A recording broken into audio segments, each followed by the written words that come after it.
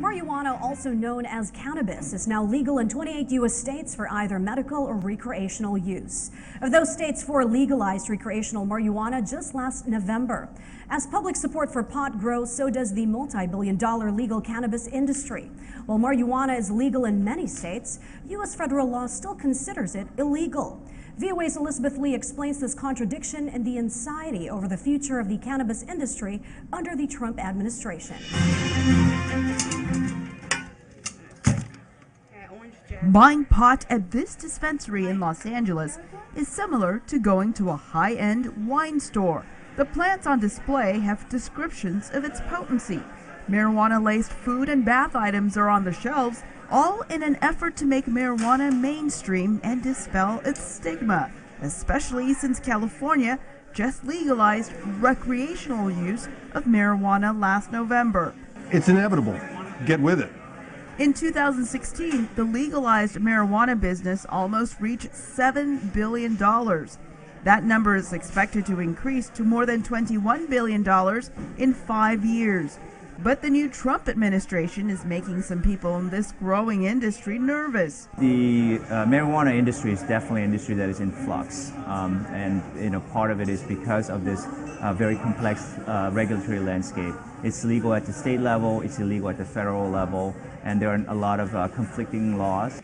There are areas of law in which we have both federal and state laws. When those laws are in direct conflict, the federal law trumps, no pun intended, of course, the idea being really the supremacy clause, which is a clause in the United States Constitution that makes clear that the federal law is supreme. But just because federal agents can enforce federal laws on states when the state law is different, it does not undo the state law, creating a confusing gray area.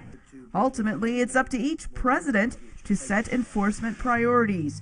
The Obama administration took a hands-off approach to marijuana and allowed each state to enforce its own laws. But the Trump administration's new top law enforcement official is Attorney General Jeff Sessions, who made this comment in 2016, a senator from Alabama. That good people don't smoke marijuana. To confuse matters, during his confirmation hearing to be Attorney General, Sessions was vague when responding to a question from Vermont Senator Patrick Leahy. Would you use our federal resources to investigate and prosecute sick people who are using marijuana in accordance with their state laws, even though it might violate federal law? Well, I won't commit to never enforcing federal law, Senator Leahy, but absolutely it's a problem of resources for the federal government. With enough independence and freedom to decide the direction he wants to go, somebody like Jeff Sessions may very well try to enforce federal marijuana laws, which could lead to additional raids even within states that have approved marijuana use. But some players in the cannabis industry are more hopeful, such as MedMen, which manages dispensaries.